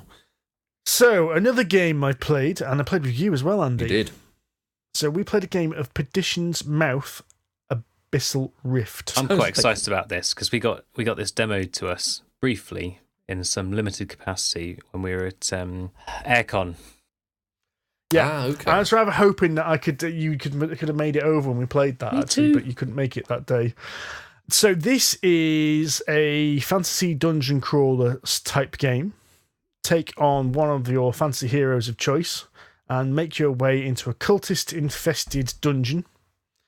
Now, what you can do in this game, this is also campaign-based, but you can take multiple routes through the campaign. So the game suggests several starting campaign missions, and then depending on where you exit each level, will branch out into a different mission. Now, it hasn't quite got the kind of fantasy archetypes. They've gone for a bit of variation in some of the characters. So when we played, Andy had... a tank, basically. You had a tank, so you had basically a Roman centurion with his big tower shield, didn't you? I had basically had a dwarf with a chainsaw, and Laura went for Wizard, some kind of spellcaster, wasn't it? Yeah. Now, what this game is this is a dungeon crawler, but designed as a Euro game. So rather than it being dice-based, the action selection is based on a rondel.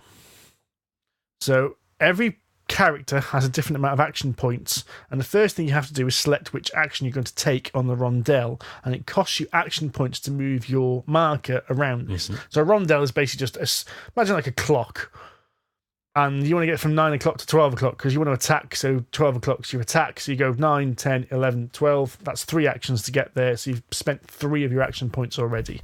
Then depending on the action you've chosen on this little rondel, depends on what you can do with your surplus. So if you go for only the move actions, you can use your surplus action points to move squares across the board. There's a couple which allow you, when you attack, you can use the surplus to add to your attack strength. And then what those do depends. So you've got attack actions, you've got defend actions, charge, and some special ones like bash, which allow you to knock enemies back and things like that. There is a little bit of randomization in there. There's like this randomized deck. So it's this deck which has values ranging from +5 to -1 to +5. And I don't know what the distribution is like. A little bit like the Gleamhaven one, but it's one deck for everyone. So everyone balls off the same deck. And this deck is so big that you can't really predict it. It's not like we just mentioned, like the Lord of the Rings ones, you can possibly predict what's going to come up. This is quite a big, chunky sized deck. So you'd have to be very good at card counting to work out what's going to go on. And you can adjust this deck depending on what difficulty you want. So there's certain cards going for a standard game and certain cards going for a hard game, basically. Because the enemies also have their own little rondel. So when the enemies get activated, one of these cards get flipped and it tells you how many spaces their thing moves along, and they do all the actions. So it might be move, it might be attack, it might be summon more monsters, it might be reinforce monsters. Now, it's scenario based, so what that means is you have to run through one of the scenarios, and there's something ridiculous, like I think 100 scenarios in the box. Jesus. That's quite a few. However, the first problem with the game is the scenarios are generally all the same. Right. Most of them are basically get from A to B. So the plot of the story of this game is you are raiding this cultist's base, and your aim is to get to the bottom of the base and either kill the chief cultist or the demon or whatever it is that's residing at the bottom there. So there's weirdly no incentive to kill things on your way down. You're basically trying to get from the entrance to the base, and the game works best when you're playing it as this campaign. Because the other thing I didn't mention is it's got a little bit of deck building. You've got a deck of cards in your hand which allow you to add bonuses to your actions. And some characters, their cards are just entirely just special effects. So the simplest characters, like the one Andy had, which is a Centurion character, who just has number values which you can add to any of his skills. Right, okay. So add to his attack, add to his movement, that kind of thing. But it's very difficult to replenish these cards. There's only certain actions that allow you to draw more cards, so they're quite a finite resource you've got to manage. Whereas Alora had a character which had basically all her cards were spells, allowed her to do extra things like teleport and cast fireballs and cause normal attack to explode and shit like that. They were very useful. Yeah, they were. The problem was getting her into a position where she could actually bloody well use them. Yeah, there's some weird things to this game, isn't there? Does it come down to the rondel, do you think? Yes. Well, partly, but mostly, yes. The main weird one, especially if you come from any other dungeon crawly type game, is that move and attack are generally two different actions. So in most games, you move and you attack. Think of your Dungeons and Dragons. That's your classic example. Yeah. Every round you move and you can attack. So if you're not in close combat with someone, you can move up to them and attack them. Or if you're a ranged person, you can move back away from them and attack them. And also, the other thing that I found really strange was the fact that you can't move diagonally. Yes, which is odd. So what this ends up being is you're in these tight corridors. You can't move diagonally. You can't move through other miniatures. Right. You have to move around them. So placing becomes very, very important. And I mean very important because, as I said, you're trying to get from A to B. Mm-hmm. So sometimes you think, oh, I could run past you. Oh, I can't run past you, can I? So I can run up behind you. And so I've played this solo, basically two-handing it with two characters, which is what it suggests to do if you play it solo, which isn't too bad because if you're in a two-width corridor, well, you can go side by side, or if you're going down a one-width corridor, then one person charges forward and the other person takes up the rear. As soon as you get 3 or 4 players in, you get to the point where a player at the back goes, well, I can't do anything because I can't attack because you're blocking line of sight. I can't move because you stand in the way. So I'll take the next move action to move next to you. Yeah, and we had to do that a couple of times, which is really annoying, which makes it inefficient. Yeah. Which then kind of goes against the conclusion we got to. I won't mention that what it is. I'm going to explain a few of the further issues before we get to the crux. Combat's really quite simple as well. The rules actually are really quite straightforward. Again, it's a thick rule book, but when you actually play it, most of them make sense. Combat is really simple. Most combats is you use your attack value, you compare it against enemy's defense, you pull one of these random cards out, that gets added to their defense. There's a little bit of uncertainty about whether you're going to hit. If you're not sure, you play one of your action cards to boost your attack. Speaking of which, actually, the outcome of combat I thought was quite nice on the characters. It's quite annoying, but I understand why it exists, is that if you take damage, your stats get reduced. So you'll start off with, say, I mean, mine started off with like 6 action points.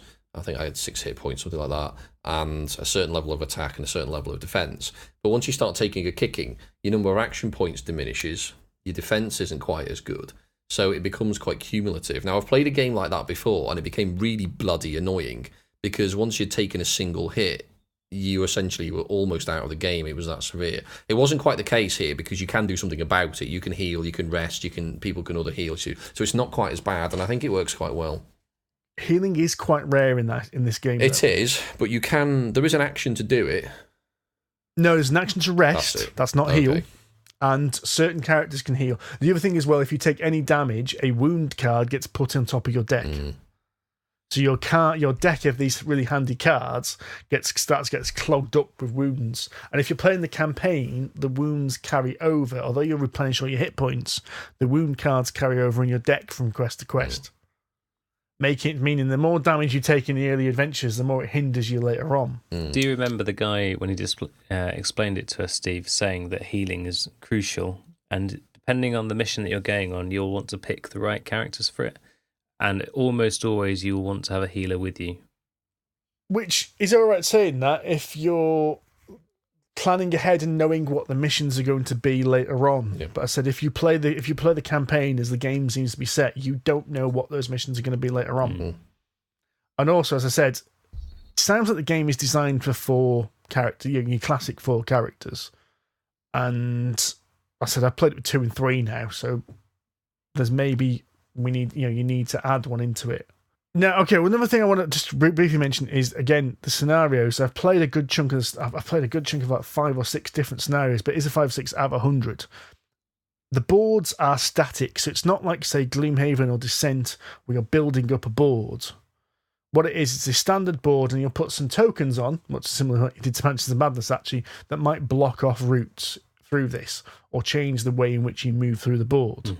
But basically, the game comes with, I think it's 4 double-sided boards. So it basically gives you 8 different maps.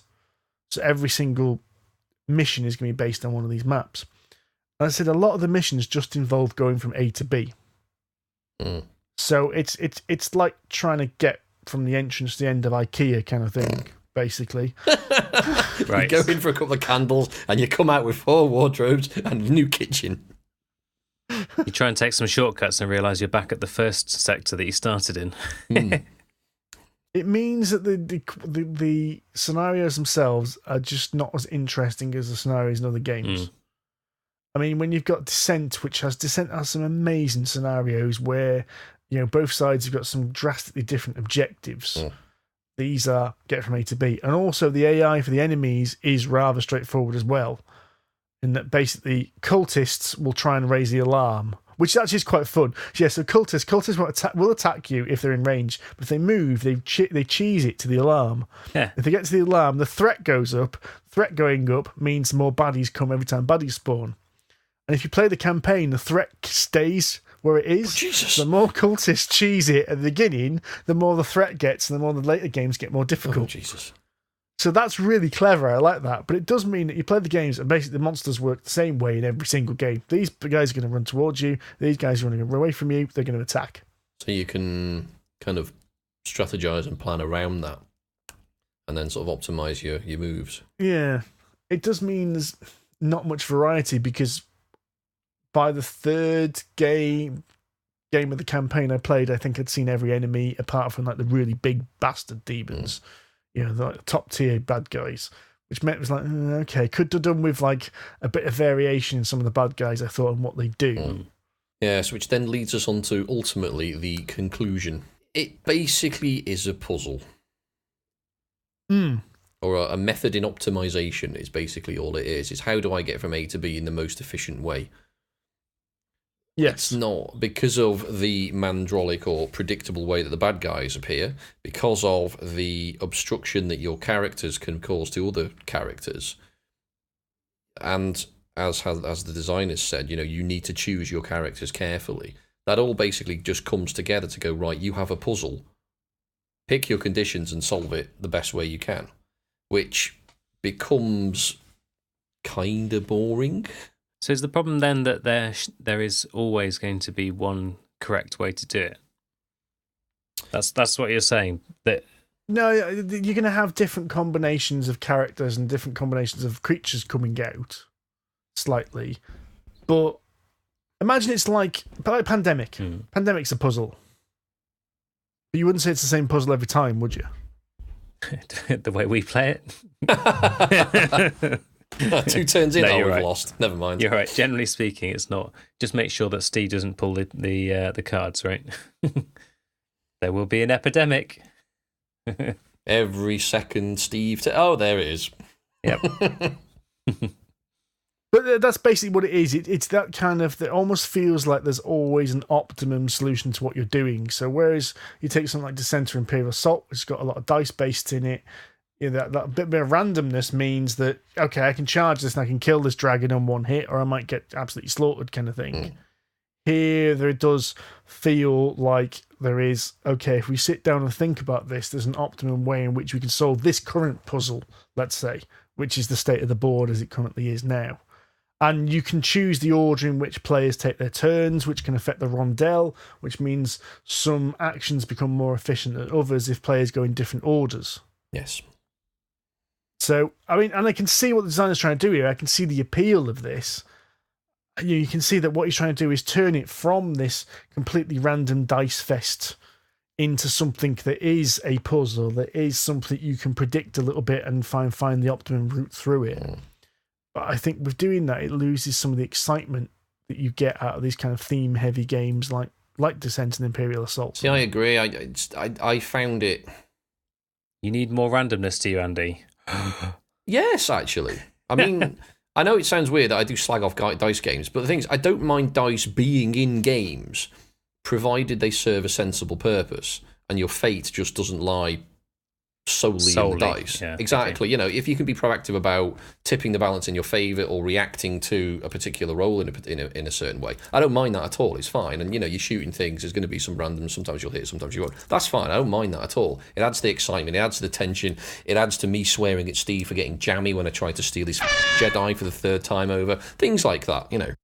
And that's fun. That's actually, that's exciting because it forces me to react to a situation. Whereas just rolling dice like Machi Kuro and getting screwed, there's nothing I can do about that. And it's just, I don't find that fun or exciting in any way, shape, or form.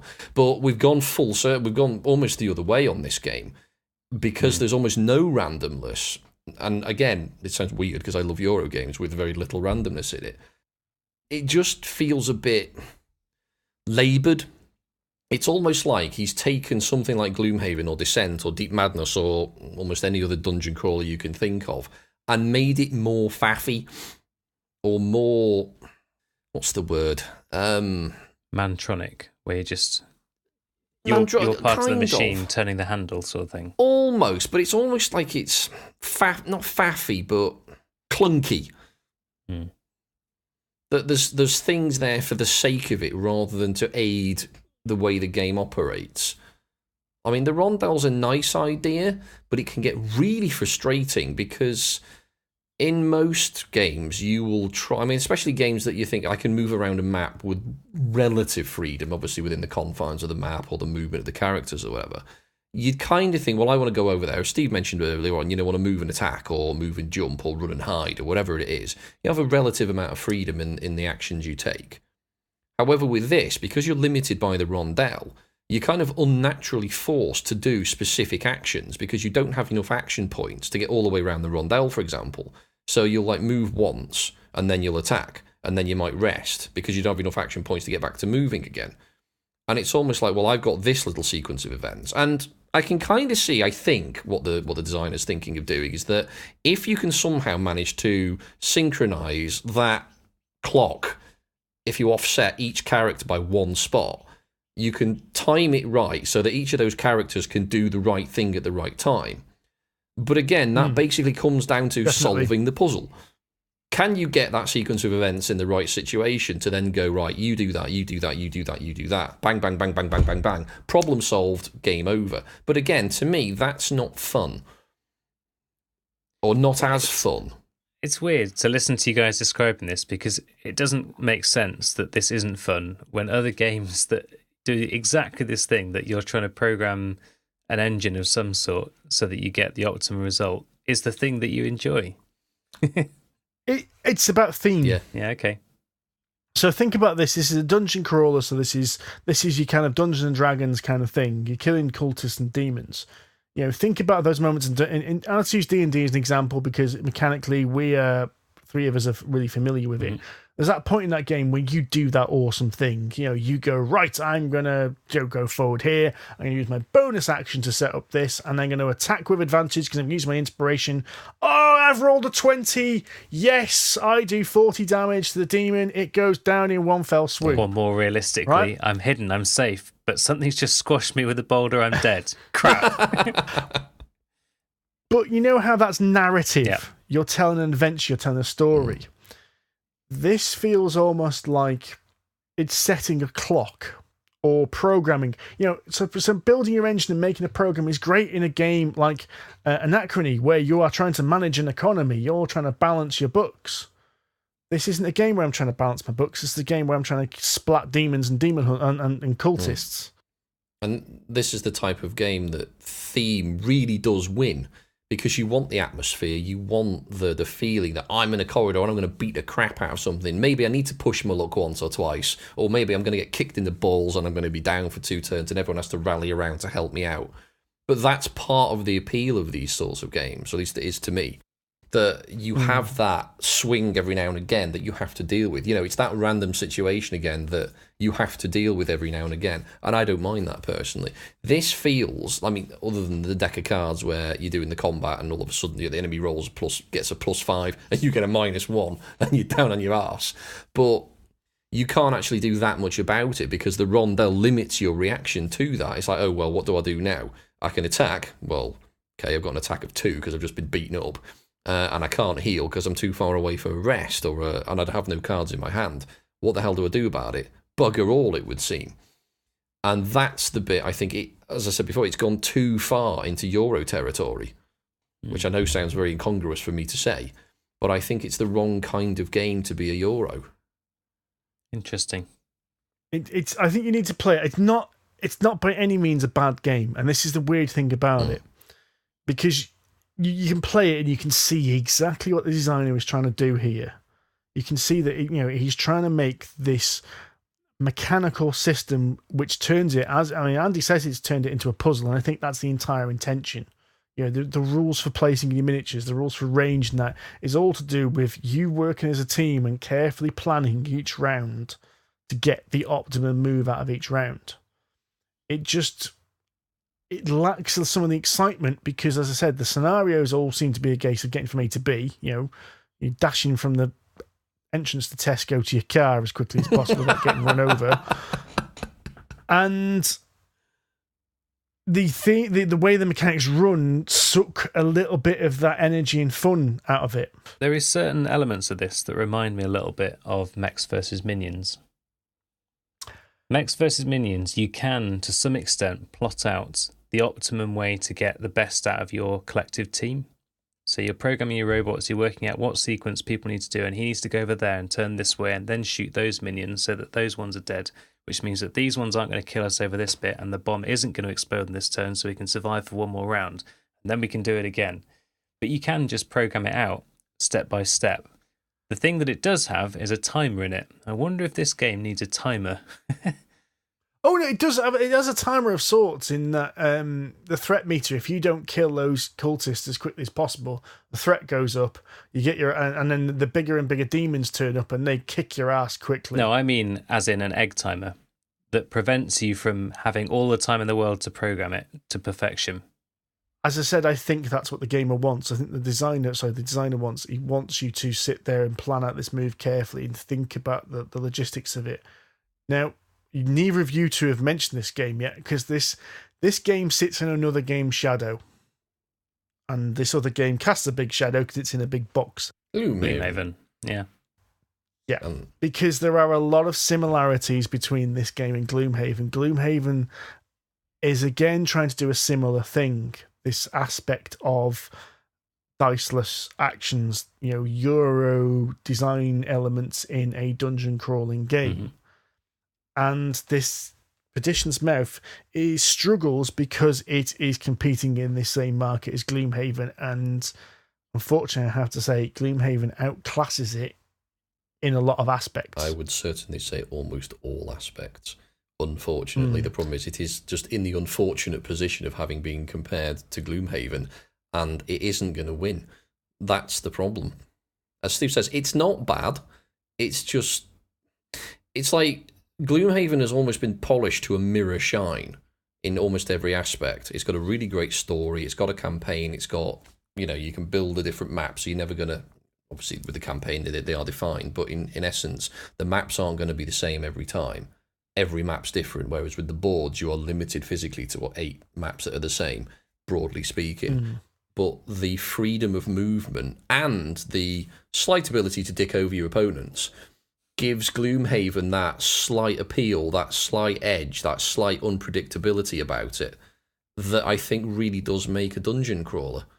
Hidden personal objectives. Exactly. And it's not just that as well, it's the fact that you've got 40 different monster types in Gloomhaven, and they've all got their own completely different little AIs. Which are random. You don't know. You don't know whether those the monsters in Gloomhaven are going to run towards you and hit you, or run back and heal. Oh, I do what I did when I played it the other night, just as a kind of a solo. Basically, one of them ran over to one of my characters and then ran away and cheesed it, and he basically stood there picking his nose for 3 turns. Which happens, doesn't it? And again, the scenarios in Gloomhaven are all different. There's always something different going on. Yes. Whereas Perdition's Mouth just feels a little bit too samey. As I said, Perdition's Mouth is not a bad game. It's actually quite a good game. It's difficult to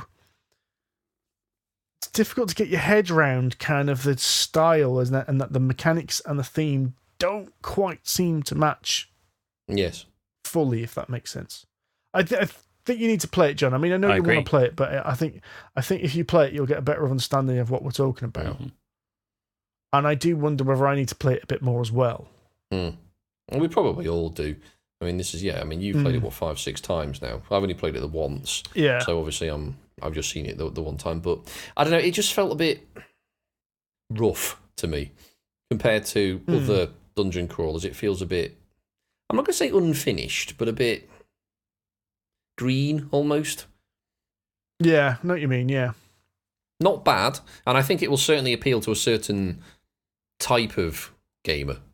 And I don't mean that in a bad way. I just mean, it's one of those sort of niche styles of game that will... I think I can see this game getting a cult following kind of thing. Yeah, exactly that. There'll be a small pocket of the gaming community that just loves it and loves it to death because probably of its problem-solving niche style. And it'll be loved to death by that 10% or whatever it is. I have this inkling I might be in that 10%. I honestly think that thought has occurred to me, actually, John, because you are the sort of person that will try to solve an entire game before you start. Because you try to get it in your head. Well, it comes down to the way my brain's been trained for the last 20-odd years. I'm a software engineer through and through, and I want to solve the problem. So if there is an optimum solution, and we can work towards that sounds pretty awesome. But we'll see. We'll see how that translates in an actual game. Yes. Oh, well. So that was Perdition's Mouth, which sounds like some kind of ship-borne disease, but never mind. So, before we make this overly long podcast even longer, let's quickly wrap up with some questions in the mailbag. And I think we have one question from young Mr. John Cage. Well, not from me directly, in fact. But from my young cousin, Becky, or an even younger friend of hers. So, 14-year-old friend, she works as a teacher, I should say. She's actually not that much younger than us, but 14-year-old student of hers at the school where she works had asked her, or had been talking about setting up a D&D club with some of his friends. Mm-hmm. And she said, I don't really remember a great deal about it. There's been some sleeping and some alcohol since I last played it. And what she knows that we are into board games. So she'd asked us what would be our advice to a new and young DM and group of friends wanting to get into D&D. Now, I came up with a few bits and pieces.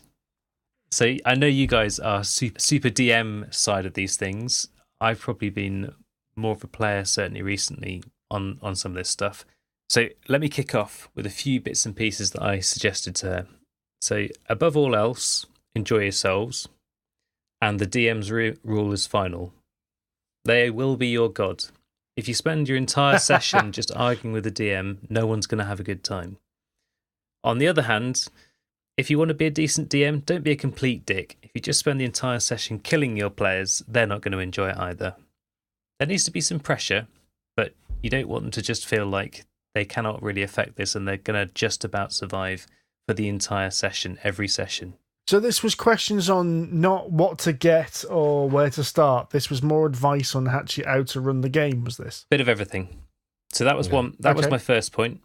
The second is that rules are there to give you some guidelines, but most DMs bend them in some form at some point and don't get too hung up on them. Depends what kind of players you've got. Some of them are rule sticklers. Some of them will get fed up if it's just about the mechanics. It's true. I mean, at the end of the day, as you say, John, it's all about having fun. And I think I'd probably speak for Steve as well, in the sense that, I mean, even Matthew Mercer has said this: fun over form every time. Mm-hmm. It says even in the Dungeon Master's Guide, do you know what? If you can make a decision that makes more sense than rolling dice, do that, because it's more fun, it's more, it's easier, it's less faffy, and it keeps the flow. So at the end of the day, if you can keep the game flowing, rather than going, right, you give me 24 D6 rolls, you give me 20 D rolls, oh, right, well, you two have both been shot, that's not easy, because it stops the game and it gives them a horrible time at the end. If you just go, well, there's a volley of arrows, you run down a corridor, one of you slips over, the other two grab you, and then you've got to let them deal with that. It keeps the action flowing and gives them something to think about as well. Yeah. Of course, it does require the DM to think on his feet a little, but DM has to learn how to do that, unfortunately. And that is a trial by fire. But the thing is, you get to learn it very quickly, because I can guarantee your players will not do what you expect them to do. That's rule number one, actually. Players never do what you want them to do. Start where to start, and this is kind of like judging. Covers like all aspects, really. The starter set is brilliant and very competitively priced. There are rules for free on Wizards of the Coast website. Yep. The free player's handbook, free Dungeon Master's Guide. Don't be tempted to then go crazy and get the player's handbook and Vola's guide and Xanathar's guide and Mordenkainen's guide, because what they do is they just increase the complexity. They increase the player options to now one of the great things about D&D is making a character that's completely yours and being able to pull bits from all these different rules to make, the subclass that you want. But when you're starting, stick with the characters which are in the basic rules, which are the free ones. Yeah, funnily enough, I'd said a couple of points exactly to that effect. So use a starter set as your first campaign. The Mines of Fandalor is a great example of that. Yes.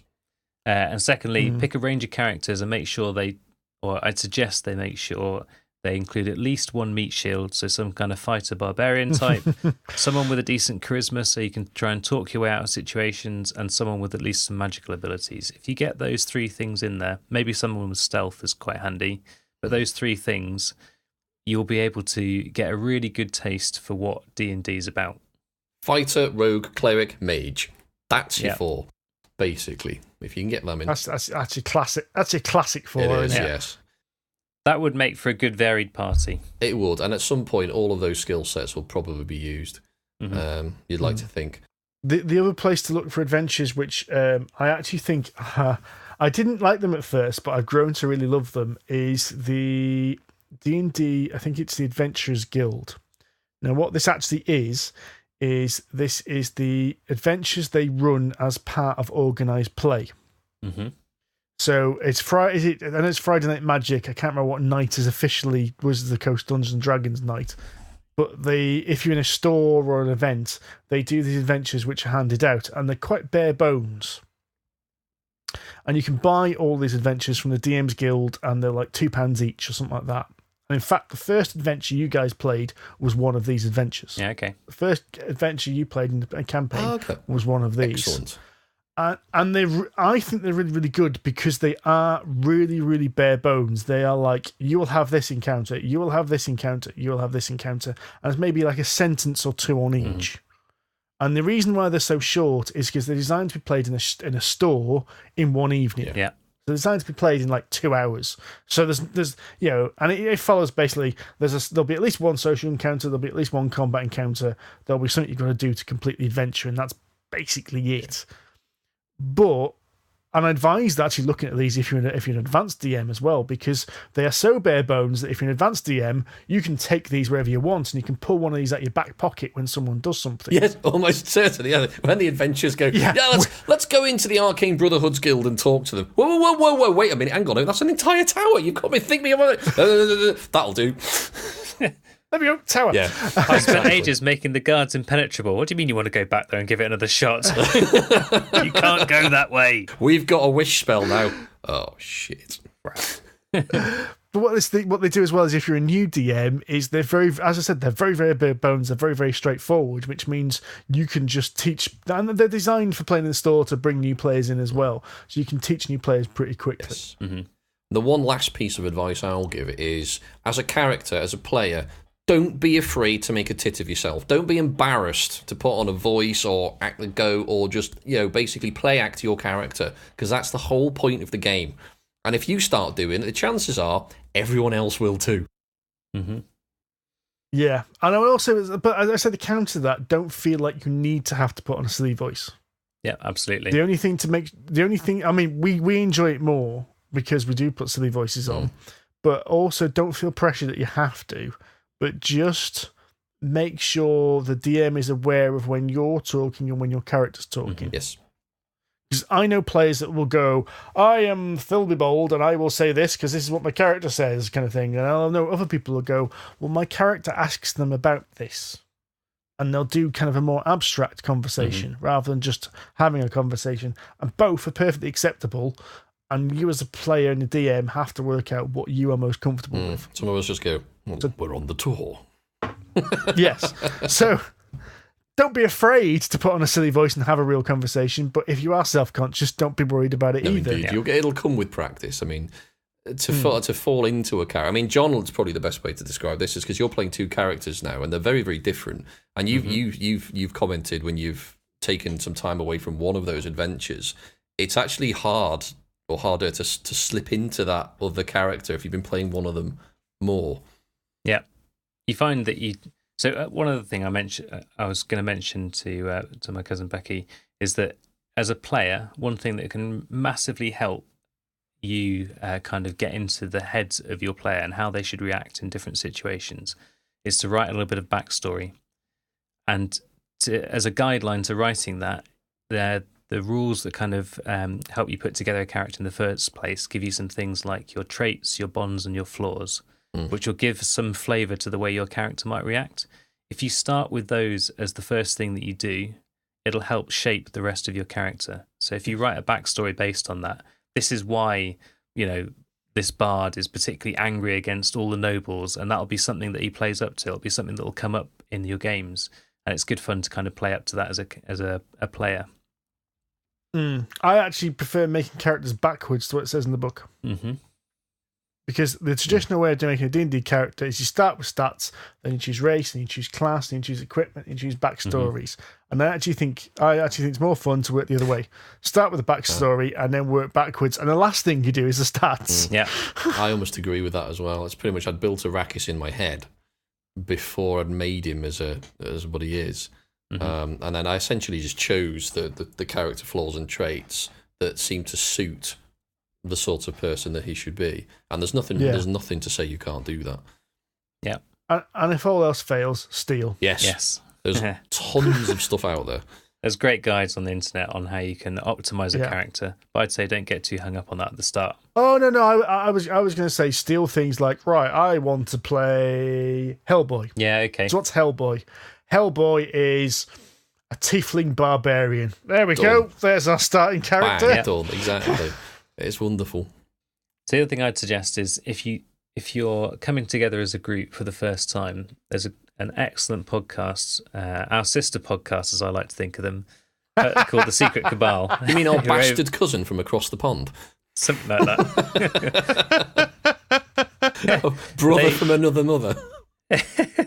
They have a main podcast, which is like a gaming podcast, but they also do a sideline in Dungeon Masters Ludus, where they give some similar kind of things to the sort of thing we're doing here, like a session on better ways to get more out of your RPG sessions. And in one of the first ones they ever did, they talked about doing a session 0. So instead of starting your campaign with the beginning of the campaign, whatever the first setting would be, and launching off as your characters, you kind of do like a fireside first session where you sit down, you talk about what the campaign's going to be about, broadly speaking, like the introduction to the world, as it were. And then you kind of talk about what your characters might be. So you're, rather than doing what we've done in the past, where we've all gone away and we've gone like, right, I want to make a mage, or I'm going to make a bard. And you get this random group of misfits who have backstories that have absolutely nothing in common. End it with 4 bards. Yeah. And you end up basically being the voice. See, now I think that's great if you're an established group. I think if you're playing a game completely from scratch with new players, I think that's not as important. I would Maybe. agree. Because you want to get into that action straight away. And you don't want to be thinking about what the campaign's going to be in length, because you may only play for 2 games and then everyone either doesn't like it or can't meet up again or something like dies. that. Yeah, okay. So there is a counter to that. And I think you said you advised listening to The Secret Cabal, Dungeon Masters Ludus, and Lords of the Dungeon. Lords of the Dungeon. Another great one to look at, although there are so many videos now, it's difficult to know where to start, is on YouTube, a chap called Matt Colville. Okay. Who is an American guy. He works for a video game company. I can't remember, is it Turtle Rock Studios? He has been doing these videos, which just him talking to the camera, describing how to Dungeon Master. And I think he's got some beginners videos there. He does talk very, very fast. I don't think he has a script because his mind seems to go bonkers in places everywhere. But he's a good one. He gives lots of great advice. And he's one of these people who says, this is advice. It's not how you do it. It's not how you should do it. This is just my advice. Also, things to look out for if you want some inspiration. Of course, look at Critical Role. Yeah. Although Critical Role are the lofty high standards, because you've got to remember that everyone playing that is an actor, so knows how to role play. Matt Colville's got one as well. Dice camera action. And And also, Critical Role has production quality effects. I mean, they've even got CGI, for God's sake. If you can get that into a real game, you're doing well. What's Satine Phoenix's group called? Pass. Look for Satine Phoenix as well. Anyway, there's tons of resource out there. So YouTube is just D&D YouTube. That'll probably keep you going for an entire week, the amount of stuff out there, probably longer. Yes. But ultimately, as John said to start with, just have fun. Yeah, if you get a rule wrong, it doesn't matter, really, as long as everyone agrees that it's okay, or you can retcon it and try something else. It doesn't really matter. Get a rule wrong. If you're not sure about a rule, make a decision, discuss it after the game. Yeah. There's nothing worse than spending 15 minutes every 5 minutes looking at rules. So, ladies and gentlemen, I think it's time to call this show to a close. Indeed. Next episode, we should be doing our Great UK Games Expo preview. You say great. Hurrah. Yeah, great. It is great. Great. Amazing. It will be great. That means we've got to do some research. Shit. Yeah, that's partly why I'm mentioning it now, to remind you two guys you need to pull your thumb out your arse. I can't pilot the Great Sub-Pants runway, can I? Fly by the seat of my gruds.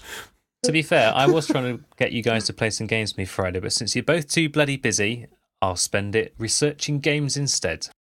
Right then, thank you very much for listening. We have been Polyhedron Collider. If you enjoyed us, please give us a review on iTunes and share us with your friends. If you'd like to talk to us for any reason, we are available on Twitter. We collectively are at PolyhedronC, whereas I am at Wahofflemadenga. I am at Sonic H with a 0.